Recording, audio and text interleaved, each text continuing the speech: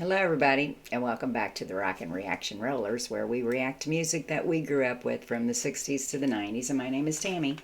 This video is the serious and fun facts of 1982, so we're just going to get right on through it. There won't be any music in this video, but if you've been following me so far, we played the #1 song of 1982, which looked like it went out, the #2 song of 1982, which I'm not sure about yet, and then we're going to put this one out, and then we'll end the night. And tomorrow night we'll be back with your guys' request. So we're just going to get started here so we can get through it.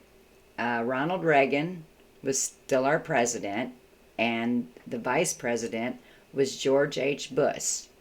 George H. Oh, I got to start that over. George H. Bush was the vice president. Okay. The economy entered 1982 in a severe recession, and labor market conditions deteriorated throughout the year. The unemployment rate was already high by historical standards at the onset of the recession in mid-1981. It reached 10.8% at the end of 1982, higher than at any time in the post-World War II history. Wow. Minimum wage at the time was $3.35. And in 1982, the World's Fair took place in Knoxville, Tennessee, leaving the city with the $46 million in debt. Wow. Okay, and Anheuser-Busch launched its Bud Light beer. And Prince Charles and Princess Diana took their newborn son, Prince William, home from the hospital. And the final episode of The Lawrence Welk Show aired. The show ran for 27 seasons, including 16 years on ABC and 11 in first-run syndicator. Whatever that means. Okay, and in music, Marvin Gaye released his last studio album, Midnight Love, that featured his well-known single, Sexual Healing. And Michael Jackson released Thriller, his 6th studio album, and it featured songs like Billie Jean, Beat It, and Thriller. Over the years, about 110 million copies of Thriller have been sold. Wow. I think it's the highest number I've seen. Okay, the sports champs for the year 1982 were the Super Bowl were the San Francisco 49ers. The World Series were the St. Louis Cardinals. This year we ain't doing too good. The Stanley Cup went to the New York Islanders.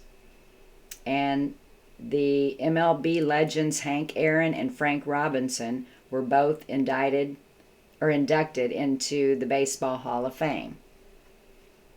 The top shows of 1982 were 60 Minutes, Dallas, MASH, Magnum P.I., and Dynasty. And the #1 movie was Rocky III. Okay, a cost of a new house would have been about $69,300, and the cost of a new car would have been about $9,370. Wow. Baby names in 1982 for boys were Michael, Christopher, Matthew, and Jason. And for girls were Jennifer, Jessica, Amanda, and Sarah. And musicians who had birthdays that were born in 1982, Adam Lampert, Kelly Clarkson, Leanne Rimes, and Lil Wayne.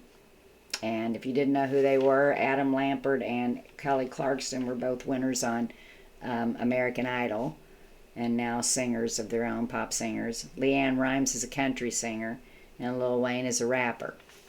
So I knew all of those. I didn't know any of the rest, so those are the only ones I wrote down. But anyway, I hope that's all I've got for you tonight, so I hope you enjoyed them.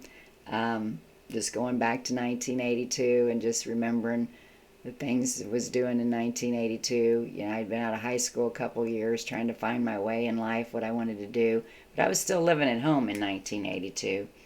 Yeah, I hadn't moved out yet, so I was home till I was about 23. So I was home for a good while yet. But those were the days. I had life easy. Oh gosh, some days, but sometimes I could just go back. That's why I like to just go back now, kind of gives me a little bit of relaxation. Um, Gets rid of some anxiety, I think. But anyway, I hope you enjoyed tonight's little shows, and just be sure to come back tomorrow night for your guys' request. Be sure to subscribe to the channel if you like the channel, and be sure to hit like underneath the video if you like the video. And we're going to go for the evening, so be sure to tell those people that you love them each and every day, and peace out.